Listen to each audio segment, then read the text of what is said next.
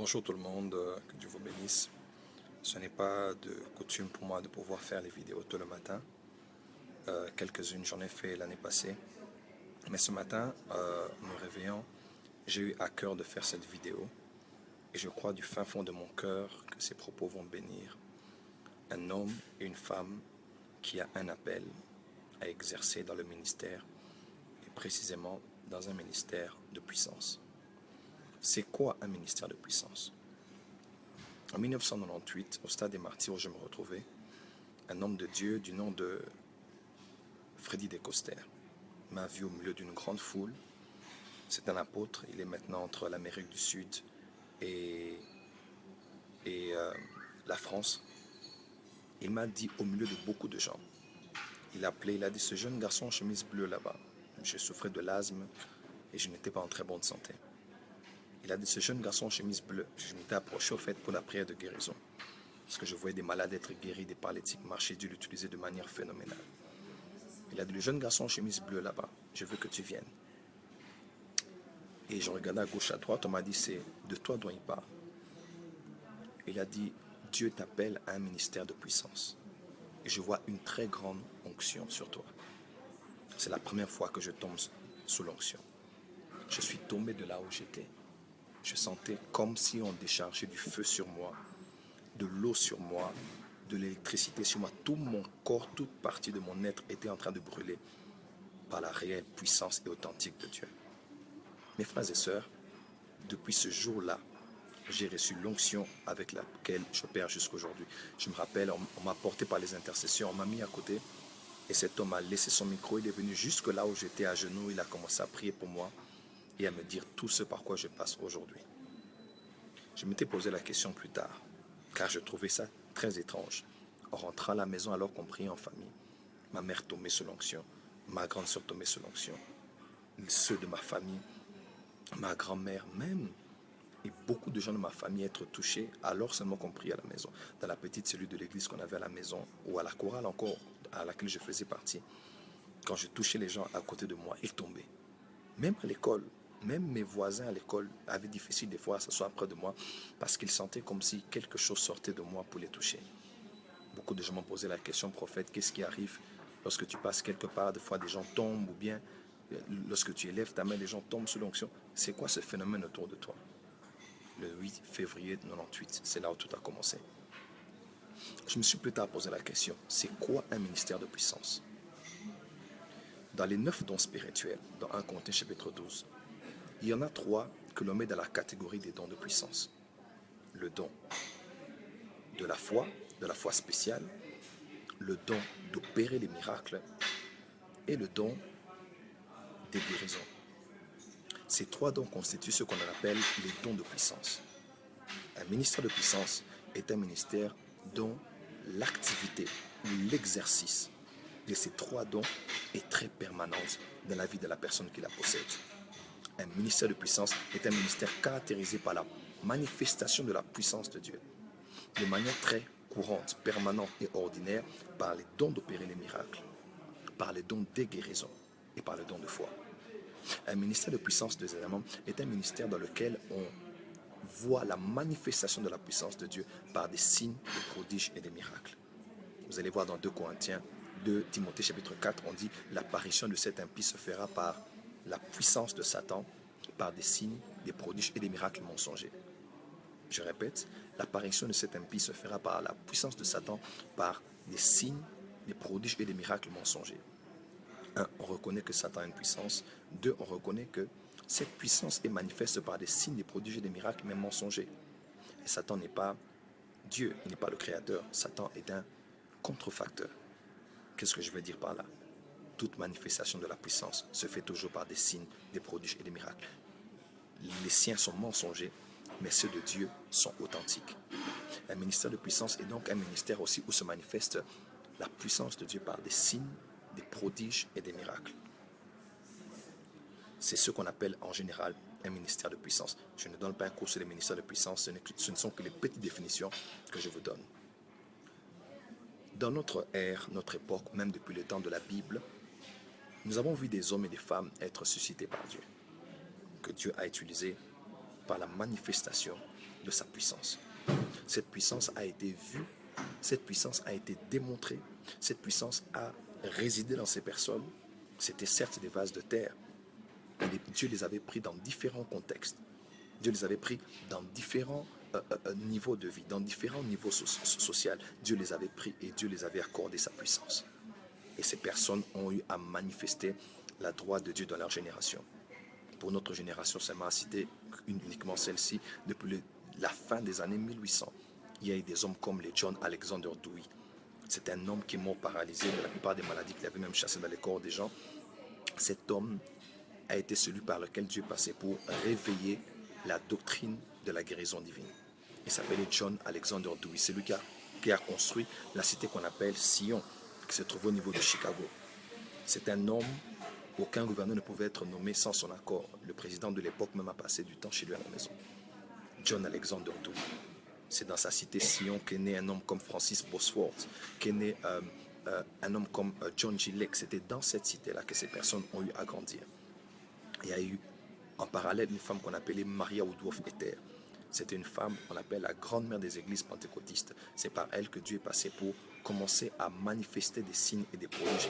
Cette femme, l'onction était telle sur elle que des personnes à 3 km de distance tombaient sous l'onction. Elle a écrit un livre qu'on appelle Signes et prodiges. Cette femme a manifesté la puissance de Dieu dans son époque. Et c'est même elle qui a inspiré la femme qu'on appelait plus tard Aimée Simple McPherson. Et pour ceux qui ne le savent pas, Kathryn Kuhlman a étudié à Foursquare à l'école de Aimée Simple McPherson. Un peu plus tard, après, Dieu a commencé à susciter d'autres personnes. Il y a le grand réveil que l'on connaît, le réveil de Azusa Street. Pendant 3 ans et demi, des personnes étaient remplies du Saint-Esprit. La gloire de Dieu était descendue à Azusa, à Los Angeles. C'était juste incroyable. Dieu a commencé à susciter comme ça des personnes qui ont commencé à manifester sa puissance. Oral Robert, William Branham, Alonzo Allen, toutes ces personnes, Dieu les a utilisées avec des miracles. Jack Coe, plus tard des prophètes comme les Kenneth Hagin, ces personnes qui ont fait partie de ce qu'on appelle The Voice of Healing. Dieu les a utilisées avec des miracles. Je n'ai pas le temps de vous raconter les choses que Dieu faisait par un homme comme Smith Wigglesworth. Il ressuscitait les gens avec des coups de poing. Tu as un cancer, il t'appelle, il te cogne, tu tombes, tu meurs, et puis quand on te relève, tu ressuscites. Benny Hinn raconte une histoire d'ailleurs de Smith Wigglesworth. L'une des personnes qu'il connaît avait pris part à cette réunion. Cet homme, on l'a amené quelqu'un qui était mort, il a soulevé la personne, il a cogné contre le mur. Il a dit au nom de Jésus, réveille-toi. La personne est tombée, il a réveillé le mort, il a cogné contre le mur, il a dit réveille-toi. La personne est tombée, il a pris la personne, il a cogné, il a dit réveille-toi. Et la personne est ressuscitée. Smith Wigglesworth, d'ailleurs, sa femme était morte. On lui dit, Smith, ta femme est morte. Il rentre à la maison, il dit, ma femme est morte. Quoi? Moi, je ne suis pas au courant. Il prie pour sa femme ressuscite. Et sa femme lui dit, pourquoi tu m'as ressuscité? Parce que Jésus m'avait déjà pris. Oh mon Dieu, mon roi. Quelqu'un va dire, mais qui est cet homme qui peut aller à l'encontre de la volonté de Christ? Jésus, il avait déjà pris. Mais Smith a prié. Et Jésus a dit, Smith prie, je lui renvoie l'esprit de sa femme. Elle était déjà devant le Seigneur et ils ont eu à parler. Elle a dit, ok, je vais te laisser partir. Et tout sa femme meurt à nouveau. Mes frères et sœurs, des personnes qui ont marché avec la manifestation de la puissance de Dieu.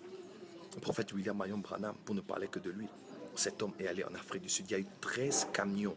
Il fallait 13 camions pour transporter les appareils orthopédiques, les appareils des boiteux, des seaux. Il fallait 13 camions. Je répète, un prophète a visité l'Afrique du Sud, William Marion Branham.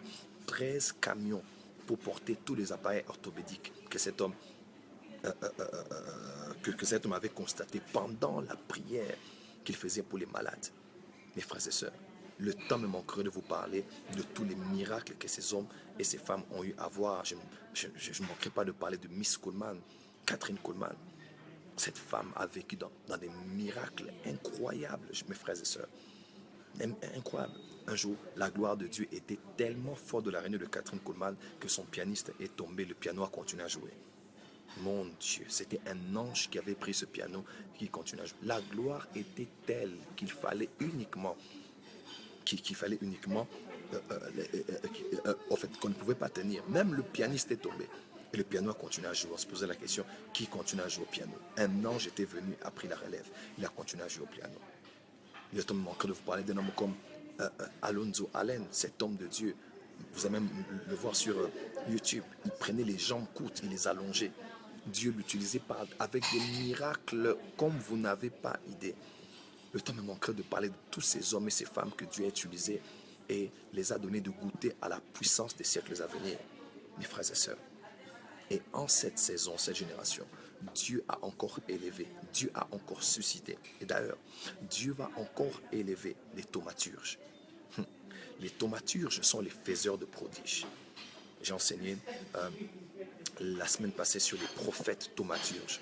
J'ai enseigné lors de l'ordination de mon fils, le prophète Herbert Ivanov au Burundi. Dieu suscite encore des thaumaturges, des personnes par lesquelles il va passer en cette génération. Génération de la science, génération de la technologie, génération où aujourd'hui il y a ce qu'on appelle le retour des Néphilim. C'est-à-dire, il y a aujourd'hui, la Bible déclare, il en sera comme au jour de Noé. C'est vrai, Jésus a cité beaucoup de choses qui seront parallèles comme aujourd'hui. Mais il y a autre chose que Jésus n'a pas mentionné. Parce que ce qui s'est fait comme dans les temps de Noé se fait encore aujourd'hui. J'aurais tout un enseignement à faire sur ça. Nous sommes à une saison où il y a la modification cellulaire, modification génétique. Vous allez voir les fils de Dieu avec les filles des hommes ont eu une autre race, une autre espèce d'être humain qui avait un autre système squelettique, qui avait un autre type de sang, qui avait une autre manière d'être. Leur corps, leur physique était tout à fait différent du corps des êtres humains. On les appelle d'ailleurs les géants. Il semblerait même que Nimrod, fondateur de Babylone, était aussi un géant en ce temps-là. Les fils d'Anak, les Goliaths, ainsi de suite, qui avaient 6 doigts aux pieds et aux mains, qui avaient des formes totalement bizarres. Et c'est ce qui se passe aujourd'hui. Ce n'est pas forcément les fils de Dieu qui couchent encore avec les filles des hommes. Mais l'homme, par la science, a réussi aujourd'hui à pouvoir faire mixer deux natures qui ne sont pas compatibles. Aujourd'hui, il y a des animaux et des hommes qui sont mis ensemble par la science et par la technologie. Aujourd'hui, avec la science, on est en train de vouloir créer une autre espèce d'hommes. Ce sont des projets déjà qui sont faits au niveau de l'armée américaine et de la Russie et de beaucoup d'autres pays. Parce qu'ils veulent créer des super guerriers, ils veulent créer des super soldats, des personnes avec une modification cellulaire et génétique tout à fait différente. À part l'aspect spirituel de ce que nous croyons, qu'il y a des êtres humains qui ne sont pas des êtres humains sur la terre, mais nous croyons aussi qu'il y a la science qui fait des choses à côté. Nous sommes comme au jour de Noé. Et les temps dans lesquels nous sommes ne font que confirmer que le Seigneur est en train de revenir et prendre son Église rapidement avant que le jugement ne descende sur la terre par les 7 sceaux, par les 7 trompettes et par les 7 fléaux, qui seront des jugements de Dieu sur le plan écologique, sur le plan économique, sur le plan politique, sur le plan... ce sera terrible. Les gens vont mourir de partout. Une bonne partie de la population mondiale, vous allez voir même ça dans l'Apocalypse, Dieu va juger la terre. Et son jugement final se fera sur l'impie par le souffle de son avènement, selon 2 Thessaloniciens, lorsqu'il reviendra avec nous, Église, pour que nous puissions régner avec lui sur la terre pendant 1000 ans. Mes frères et sœurs, et en ce temps de la fin, chaque fois que l'homme a voulu être au niveau de Dieu. Vous savez, aujourd'hui, l'homme veut créer comme Dieu. Aujourd'hui, avec la science, l'homme est en train de vouloir faire ce que Dieu a fait. Dieu a créé l'oiseau, l'homme a fait l'avion. Vous voyez un peu? Ce que Dieu a fait, l'homme veut aussi le faire, l'homme veut aussi le reproduire. Et nous sommes au temps où le système babylonien, où la tour de Babel est vue au vu au-dessus de tout le monde. Aujourd'hui, avec la science, on peut ouvrir les yeux d'un aveugle. Est-ce que vous le savez? Aujourd'hui, avec la science, on peut permettre à une femme d'avoir un enfant.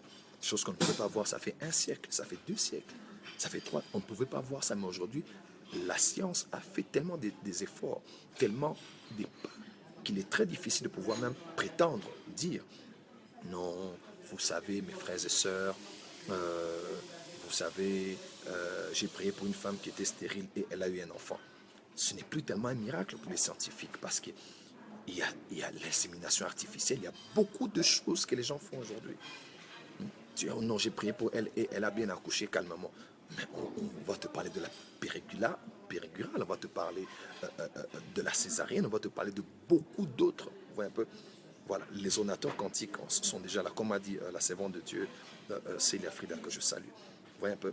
Et à chaque moment où l'homme fait une tour de Babel, c'est-à-dire, il arrive au point où il va être au niveau de Dieu, Dieu est toujours descendu dans l'histoire pour confondre le langage des hommes. Je répète, chaque fois dans l'histoire des hommes, où l'homme par sa science, par son intelligence, par l'unification mondiale qu'il fait aujourd'hui, il y a tout un tas de systèmes que les gens sont en train de mettre en place pour arriver au niveau de Dieu, comme dans la tour de Babel, pour dire que nous allons nous asseoir là où Dieu est, être au niveau de Dieu. Dieu n'a jamais vu cela avec un plaisir. Dieu finit toujours par descendre et par confondre. Autrefois, c'était par la confusion de leur langage. Aujourd'hui, Dieu suscite des... Dieu prend une génération prodigue pour en faire une génération prodige. Dieu est en train de prendre une génération prodigue pour en faire une génération prodige. Dieu va prendre des personnes qui sont tombées, il va prendre des personnes qui ne le connaissaient pas, il va prendre des personnes qu'on ne pouvait pas soupçonner, il va prendre des personnes qui sont passées par le feu de l'enfer, il va prendre des personnes qui ont un passé compliqué, il va prendre des personnes viles, des personnes folles, des personnes inutiles, comme on le dit dans 1 Corinthiens. Dieu a choisi des personnes faibles, des personnes viles, des personnes folles, des choses folles. Dieu ne choisit pas les choses intelligentes. Non, je ne dis pas que Dieu ne choisit pas les personnes intelligentes, mais dans l'intelligence de cette personne, Dieu manifestera la faiblesse de la personne, exposera la faiblesse de la personne. Faiblesse n'est pas toujours péché. Faiblesse veut dire aussi insuffisance, veut dire aussi limite, limitation. Pourquoi? Parce que Dieu ne voudra pas susciter un Dieu par lequel il va passer. Non, il va susciter un homme qui vient du milieu des hommes, par lequel il va manifester quelque chose qui va faire en sorte que les hommes puissent dire non, ça, c'est le doigt de Dieu. L'Église y arrivait à un temps où, à cause de la technologie, à cause de la science, à cause de l'athéisme, à cause de l'incrédulité, à cause de toutes ces autres foi parallèles qui disent que Jésus est au tombeau, qui disent que l'histoire de Jésus était fausse. Jésus est sorti avec Marie de Magdala. Jésus a eu des enfants. Jésus est allé en Inde. Jésus a eu à être initié. Jésus est un maître illuminé. Il y a des croyances de partout dans le monde entier, même dans le milieu théologique. Aujourd'hui, on justifie l'homosexualité et beaucoup d'autres choses. Les temps sont arrivés où les hommes ont atteint un niveau de connaissance qu'il faut uniquement une bonne volonté de la foi pour croire que Jésus existe. Et c'est en des temps comme ceci que Dieu suscite des ministres de guérison. Des hommes et des femmes qui ont des ministères de guérison par lesquels il va manifester sa puissance au point où les hommes vont dire non, ça ne peut pas être la magie. Vous allez voir des magiciens aujourd'hui. Il y a un magicien qu'on appelle Dynamo. Vous allez le voir en Angleterre, un autre magicien aux États-Unis qu'on appelle Chris Angel. Quand vous voyez ce que ces magiciens font, il s'appelle Dynamo. C'est mon fils Jimmy Mbaye qui m'a parlé de lui. Quand j'ai regardé sur YouTube, j'ai dit quoi? Un homme qui vole, un homme qui marche sur les eaux, un homme qui...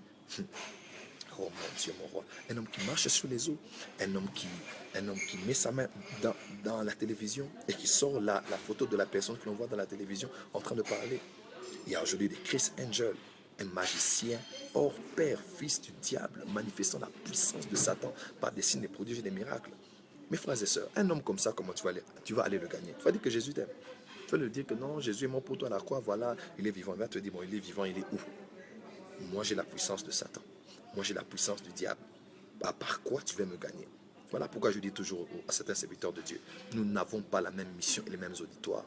Oh non, ces pasteurs-là, Dieu les utilise comme ça c'est Satan. Non, il y a des miracles qui ne vous touchent pas vous, mais des miracles qui touchent ceux de l'autre côté. Ils se disent, ça c'est quel tour? Ça c'est quelque chose. On en a déjà fait, mais ça c'est à un autre niveau. Ça, c'est à une autre dimension. Nous sommes arrivés au temps où ces gens de magiciens, ces gens de cultistes ne seront pas sauvés parce que tu viens avec un mauvais visage pour dire répands-toi. Il ne t'écoutera même pas. Nous sommes arrivés à un temps, c'est le temps de la confrontation des puissances. Puissance contre puissance. Pour nous qui sommes dans le monde africain, et même pour vous aujourd'hui, le Canada est influencé par l'Haïti. L'Haïti, vous connaissez l'Haïti, le Bénin, par le royaume de Dahomey. Comment tous ces esclaves partaient. Aujourd'hui, l'Haïti, c'est le vaudou. L'Amérique du Sud, c'est le vaudou. Il y a beaucoup d'autres. Il y a la sorcellerie, il y a la magie noire qui est opérationnelle aujourd'hui. Allez-y voir dans les îles, vous allez voir des choses en Guadeloupe, en Martinique. Allez-y, allez-y. Il y a des coins dans le monde où tu n'iras pas seulement pour dire Jésus vous aime, répentez-vous. Non, il y a des endroits où tu es pasteur, tu vas prêcher, tu as la fièvre du matin au soir. Il y a d'autres pasteurs, tu vas prêcher, excusez-moi, tu as la diarrhée pendant 7 jours. Il y a des pasteurs, tu es là, tu vas prêcher dans un village, ici en Afrique, au Bénin, au Cotonou, bien au Togo. Tu pisses le sang pendant une semaine. Mes frères et sœurs, pourquoi? Parce qu'il y a des chefs coutumiers qui te disent, on va voir là où tu vas commencer à prêcher. On va voir là où toi tu vas commencer à parler. On va voir là où toi tu vas commencer à pouvoir prêcher ce Jésus-là. Mes frères et sœurs, il ne faut pas que la parole, l'apôtre Paul a dit, ma parole et ma prédication ne reposaient pas sur des discours persuasifs de la sagesse, mais sur une démonstration de l'esprit de la puissance de Dieu. Mon fils Hilarion, qui travaille à la Tembe, d'ailleurs, qui est à Lubumbashi, que je salue, me racontait l'histoire. D'ailleurs, vous savez, quand l'AFDL avec Mouzé Kabila ont fait incursion, lorsqu'ils sont arrivés au niveau du Kasaï, au niveau de Mbujimaï, ils sont arrivés, c'était des militaires, ils sont arrivés dans la ville, ils n'ont pas pu entrer dans la ville parce que la ville avait disparu. Est-ce que vous regardez ce que je dis? La ville avait disparu. Ils ont dit, oh, mais il n'y a pas de gens, il n'y a pas de ville, la ville a disparu. Pourquoi? Parce qu'il y a un chef coutumier, c'était un sorcier, il avait gardé la ville dans sa main. Oh my God, il avait gardé la ville dans sa main. Dans sa main, il a mis ça dans sa main, dans sa sorcellerie. Pas moyen qu'il puisse entrer. Pas moyen qu'il puisse même voir. Il savait pas ce qui se passait, la ville avait disparu. Vous imaginez qu'un homme opérant avec la puissance des coutumes puisse garder toute une ville, puisse protéger toute une ville, puisse garder dans sa sorcellerie toute une ville. Et toi, tu vas aller là-bas, pasteur, pour dire seulement répentez-vous. Tu peux mourir. Écoute-moi. Quand je dis tu peux mourir, ce n'est pas que Jésus est faible. Non. Non, non, non, non, non, non. David a dit, je suis encore faible, quoique j'ai reçu l'onction royale, parce que les fils de Tchéroja sont plus puissants que moi. Oui, on peut avoir l'onction, mais avoir d'autres ennemis qui sont plus puissants que toi. Pourquoi? Parce que le monde de l'esprit n'est pas qu'un monde d'avoir le nom de Jésus, c'est le monde aussi de rapport de force. Savoir comment utiliser le nom de Jésus. Écoute-moi, tu ne peux pas prendre voilà, tu ne peux pas prendre une mitraillette, vous voyez, les grosses que l'on utilise là, et le donner à un bébé de 2 mois pour lui dire de pouvoir tirer, bien que cela est puissant, il ne pourra pas le porter. Parce que c'est un bébé, il n'a pas assez de force pour pouvoir tenir cette arme. Comment? 2, il n'en a même pas la connaissance, parce que c'est un bébé. Voyez-vous, le nom de Jésus est puissant, il restera puissant. Mais il est comme cette grosse arme. Des fois, quand on est trop bébé spirituel, quand on est encore enfant de le monde de l'esprit, on ne sait pas comment utiliser le nom de Jésus. Et même encore, comment? Et même encore, on n'a pas le poids pour porter certaines onctions, même savoir utiliser certaines onctions. Le nom de Jésus n'a pas de problème. La puissance de Dieu n'a pas de problème. Mais souvent, c'est le niveau de notre esprit. Dans quel niveau nous sommes pour affronter certains esprits? Voilà pourquoi, dans des temps comme ceci, Dieu élève des ministères de puissance. Mais j'aimerais dire quelque chose. Je vais continuer ce message plus tard. Mais il y a un prix à payer pour les ministères de puissance. Mes frères et sœurs, il y a un prix à payer pour les ministères de puissance. Tous ces hommes et ces femmes que vous voyez, Dieu les utilise, les paralytiques marchent, les sourds entendent, les muets parlent, les morts ressuscitent. Dieu fait des choses inouïes qui attirent l'attention de YouTube. Les intelligents, l'enfer tremble devant ces personnes. Qu'est-ce qui se passe? Qu'est-ce qui se passe? Que Dieu puisse les utiliser autant. Vous ne voyez que les costumes, vous ne voyez que les miracles, vous ne voyez que les prodiges, vous ne voyez que les hommes qui sont étonnés, des foules qui se rassemblent autour de ces personnes. Mais est-ce que vous en connaissez le prix à payer? Et aujourd'hui, j'aimerais parler d'un prix à payer. Et là, je le dis à ceux de ma génération parce que Dieu m'a fait la grâce d'être utilisé aussi pendant 20 ans maintenant dans un ministère de puissance. Exode 27, à partir du verset 1er. Tu feras l'autel de bois d'acacia, l'autel d'airain. Sa longueur sera de 5 coudées et sa largeur de 5 coudées. C'est-à-dire, ça sera un carré. L'autel sera carré, voilà, et sa hauteur sera de 3 coudées. Tu feras aux 4 coins des cornes qui sortiront de l'autel, et tu le couvriras d'airain. Tu feras aux 4 coins des cornes qui sortiront de l'autel, et tu le couvriras d'airain. Je vous recommande ce texte, Exode 27, verset 1 jusqu'au verset 21. On parle ici d'ailleurs de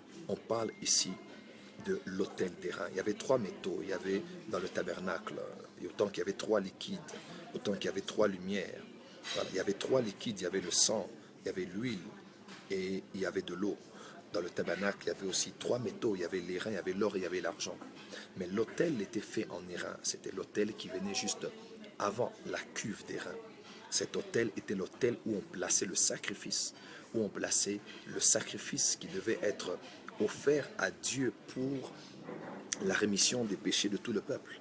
C'était l'autel où devait être fait le sacrifice qui devait constituer l'élément de réconciliation, de rédemption, d'expiation des péchés de tout le peuple.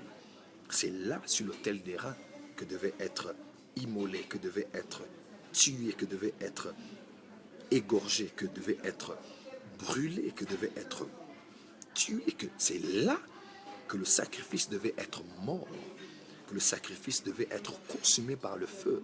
C'était comme un four, comme les fours que nous voyons aujourd'hui, carré avec 3 coudées de hauteur. Il y avait tout un tas de choses en bas. Des fois, on mettait la graisse quand c'était un holocauste, c'est-à-dire un sacrifice entièrement consumé par le feu. Il y avait d'autres sacrifices qui n'étaient pas totalement consumés par le feu, voyez-vous. Donc, c'est l'autel d'airain. Et l'airain symbolise toujours le jugement dans les Saintes Écritures. Et c'est là, non seulement que le sang coulait, le sacrifice était fait, l'agneau mourait, et qu'il était brûlé, que le parfum montait. C'est là que la mort était constatée. Et c'est ce sacrifice-là, c'est le sang de ce sacrifice que l'on a mené au lieu très saint, sur le propitiatoire, afin d'apporter à Dieu l'adoration, mais aussi l'élément de réconciliation entre le peuple et lui. Mes frères et sœurs dans le Seigneur, je vous le dis comme un serviteur de Dieu.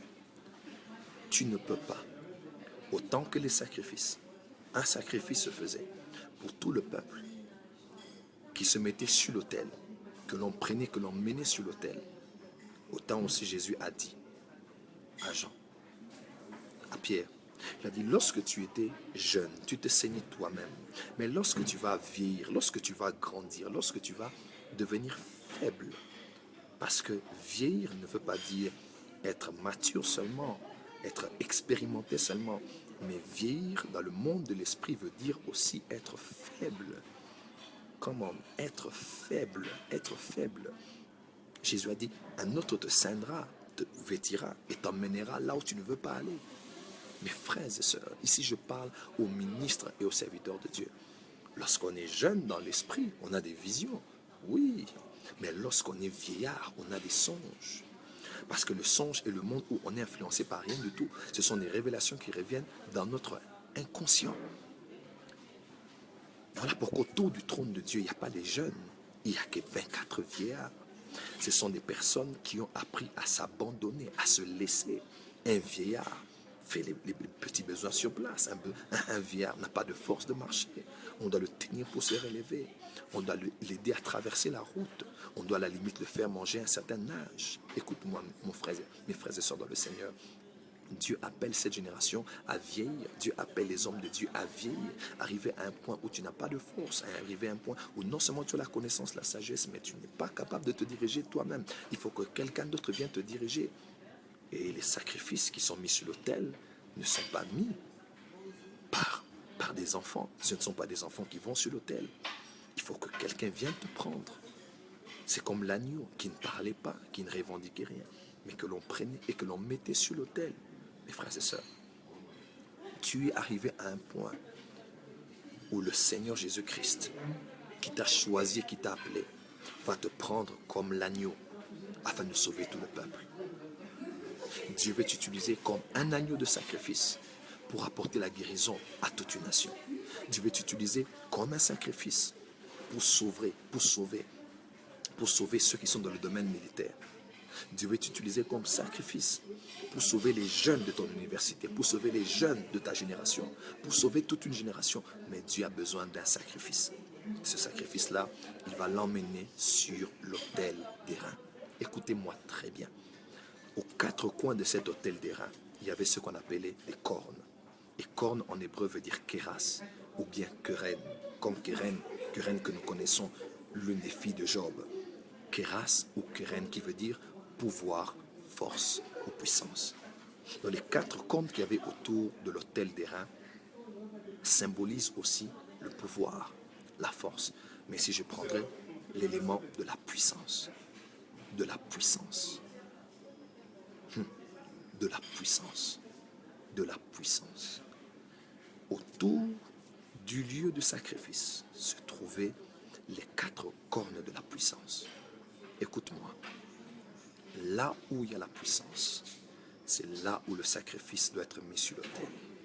Là où on veut la puissance, si on veut avoir un ministère entouré de la puissance, my God, si on veut avoir un ministère entouré par la puissance de Dieu, si on veut avoir une église où se manifeste la puissance de Dieu, si on veut avoir un ministère prophétique où explose la puissance de Dieu, que tu le veuilles ou pas, il n'y a pas d'autre choix.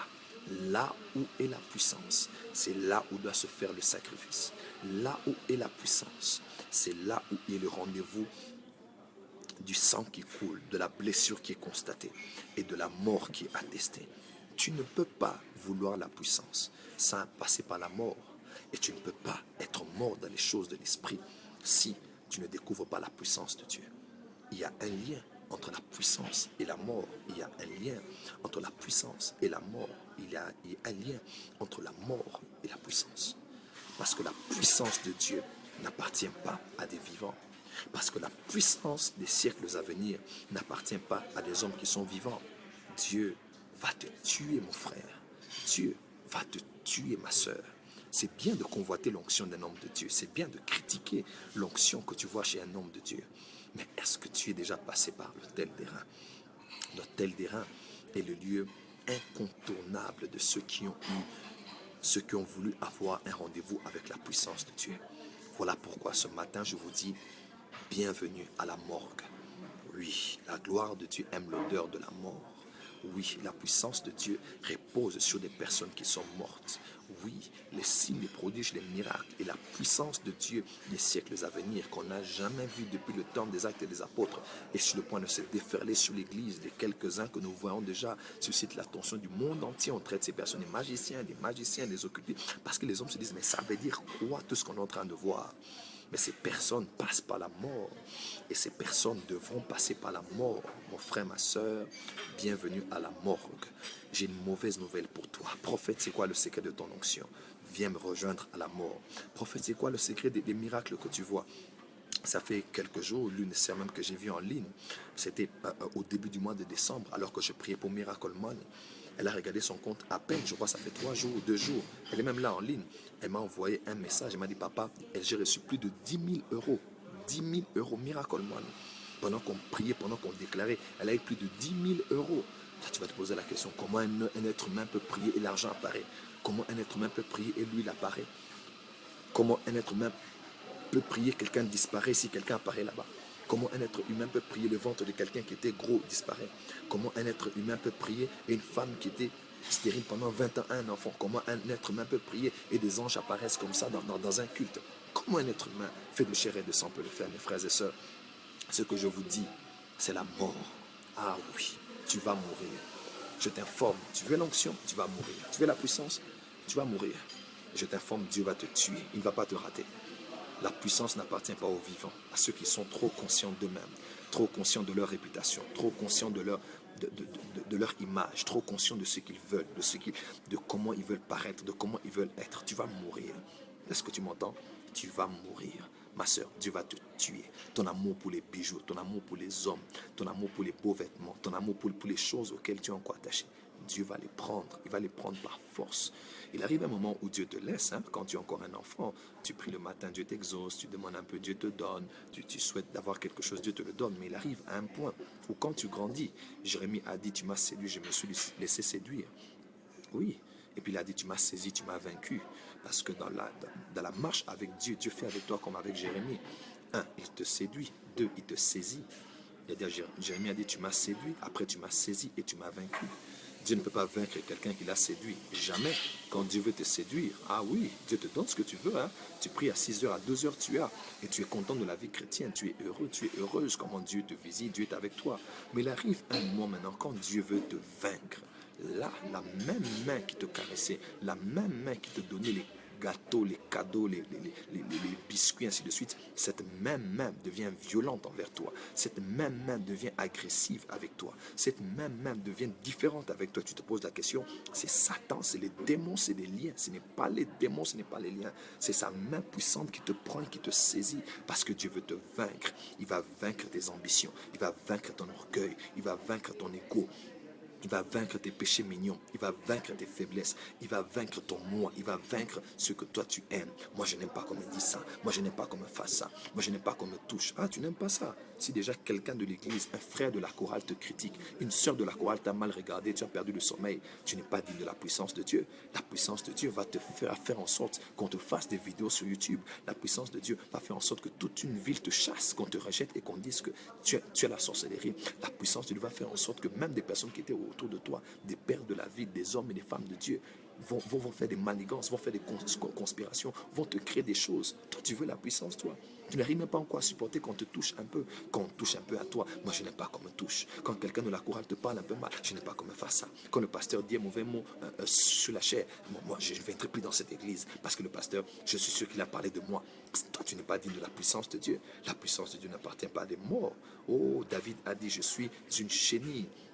Je suis une chenille. David l'a reconnu. Une chenille, tu la touches, elle ne fait rien. Tu la piétines, elle ne fait rien. Elle ne fait rien. Il y a des gens qui sont des serpents, mais qui ne sont pas des chenilles. Une chenille, tu la piétines, tu la détruis, tu marches sur elle, elle ne répond même pas. Mais un serpent, à peine qu'on veut toucher, il soulève la tête. Toi, tu es un serpent. Voilà pourquoi Dieu t'appelle race de vipère.